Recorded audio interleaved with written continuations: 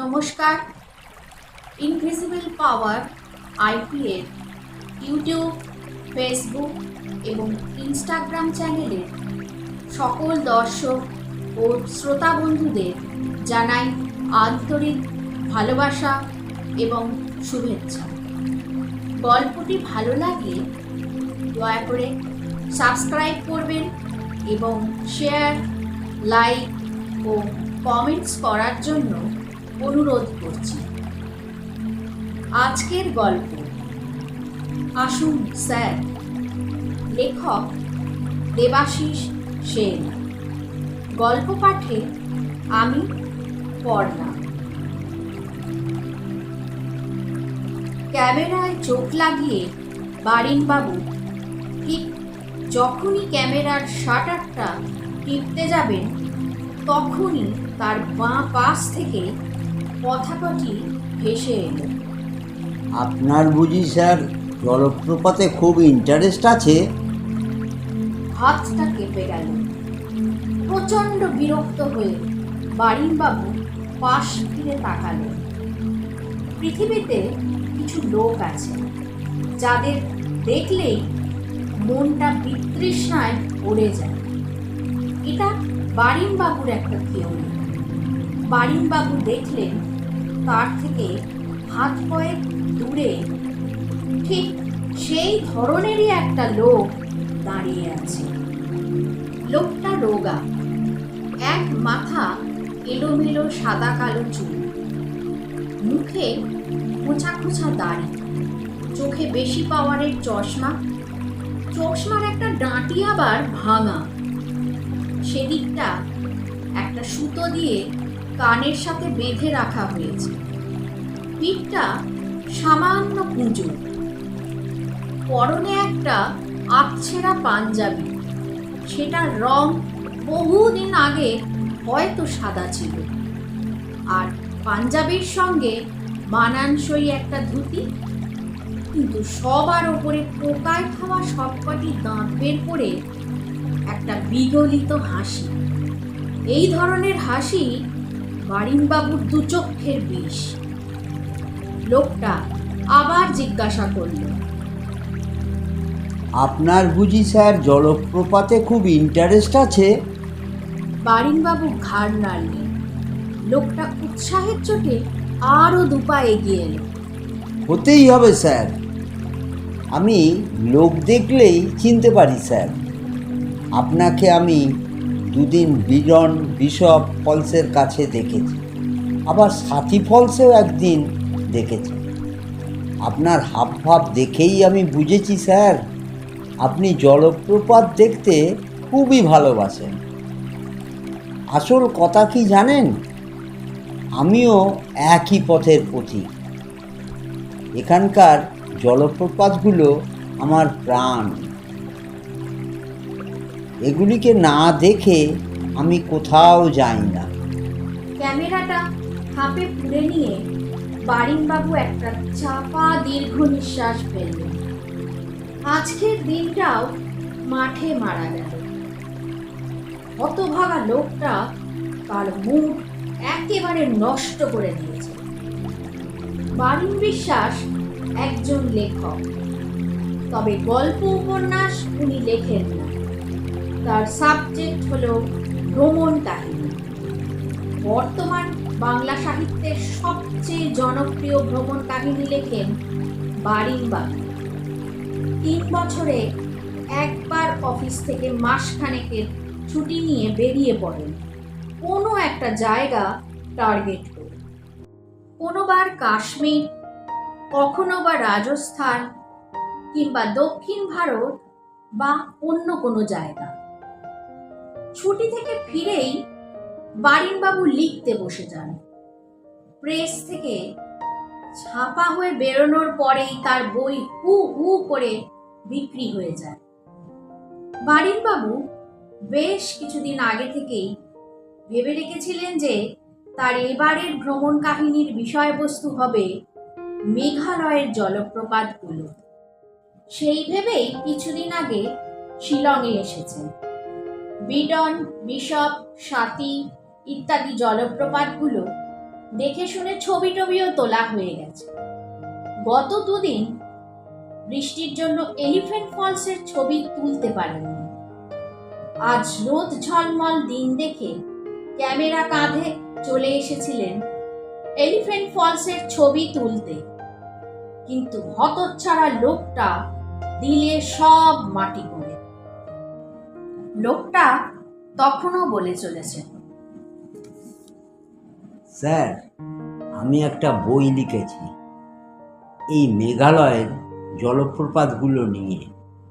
কোনো লোককে দেখাতে সাহস পাই না, সবাই তো আমাকে পাগল বলে।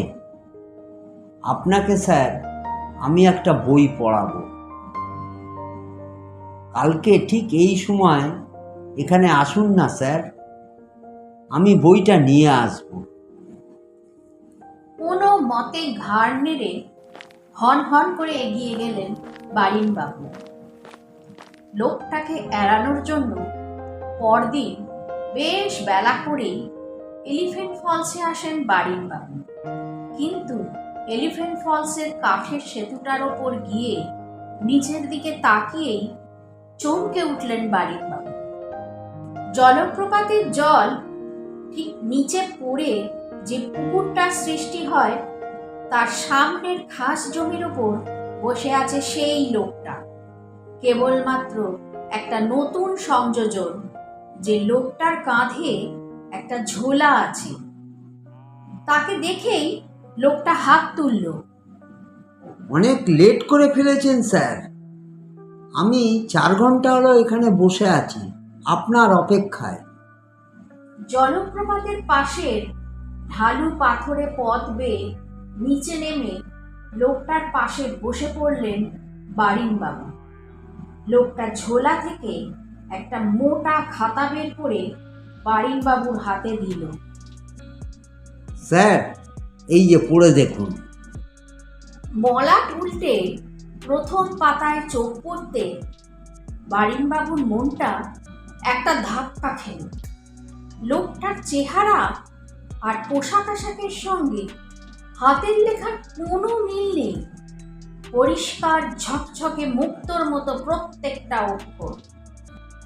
টানা 2 ঘন্টা পড়ে যখন বারিনবাবু লেখাটা শেষ করলেন, তখন বারিনবাবুর মাথার মধ্যে সব কিছু ওলট পালট হয়ে গেছে।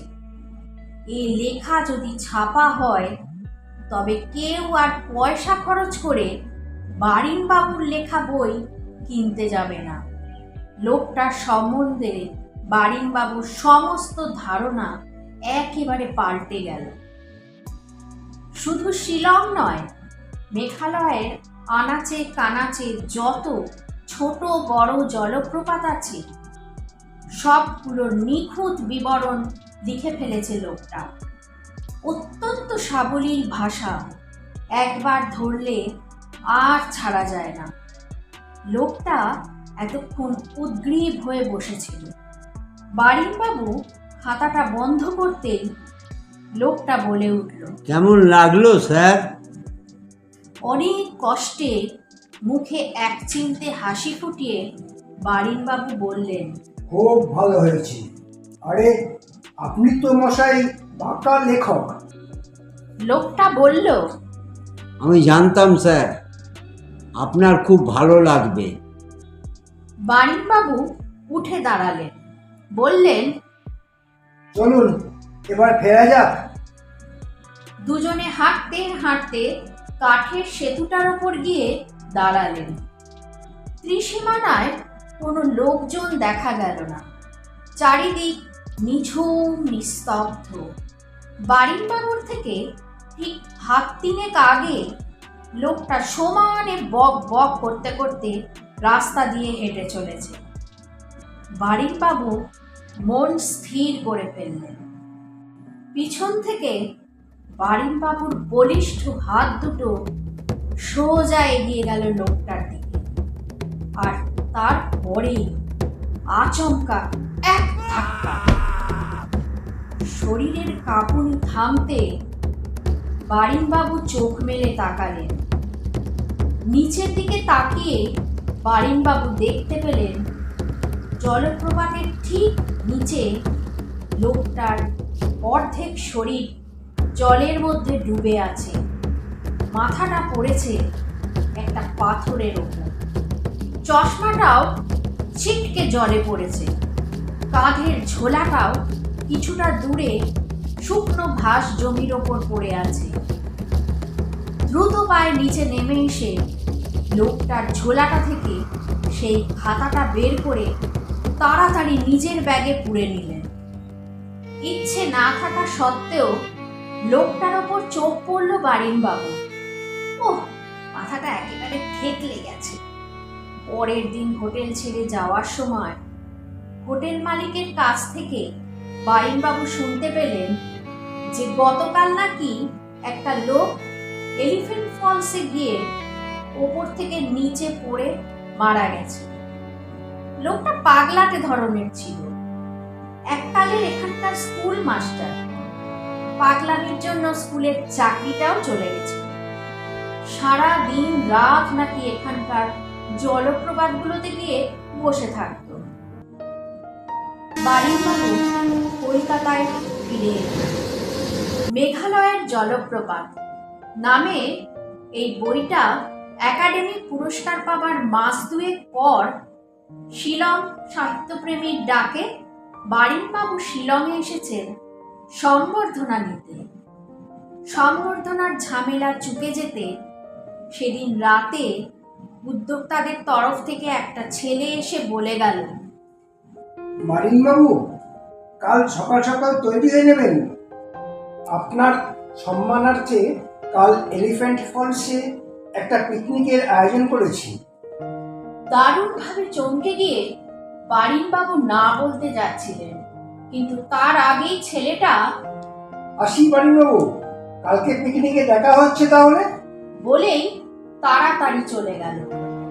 পিকনিকের হইচই আনন্দ আর ভালো লাগছিল না বারিনবাবু। মনে একদম শান্তি নেই। এত হইচই ও আনন্দের মাঝেও কেবলই নিজের কৃতকর্মের কথা ও সেই লোকটার কথা বারবার মনে পড়তে লাগলো। একটু নিরিবিলিতে থাকার জন্য বারিনবাবু আস্তে আস্তে সেই জলপ্রপাতের দিকে এগিয়ে গেলেন। সুন্দর আবহাওয়া। এই ফেব্রুয়ারি মাসের দুপুরেও ঠান্ডাটা বেশ জাঁকিয়ে বসেছে, তবে ঝলমলে রোদের জন্য বেশ ভালোই লাগছে।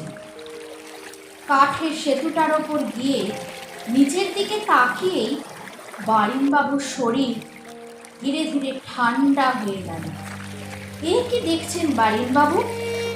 নিচের ঘাস জমির ওপর বসে তার দিকে হাসি হাসি মুখে তাকিয়ে আছে সেই ঝাঁকড়া চুল মাথায়, গালে খোঁচা খোঁচা দাড়ি, সেই ধুতি, সেই পাঞ্জাবি, সেই ডাঁটি ভাঙা চশমা পরা লোকটা।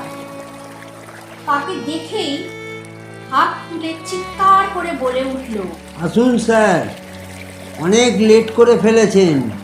একটা তীব্র ভয়ার্থ চিৎকার শুনে পিকনিক পার্টির লোকেরা সবাই ছুটে এলো। কাঠের সেতুর ওপর উঠে নিচের দিকে তাকিয়ে তারা সবাই দেখতে পেল জলের মধ্যে পড়ে আছে বারিনবাবুর নিথর দেহটা। অর্ধেক শরীর জলের মধ্যে, মাথাটা পড়ে আছে একটা পাথরের ওপর। একেবারে থেঁতলে গেছে বারিনবাবুর মাথাটা। নমস্কার।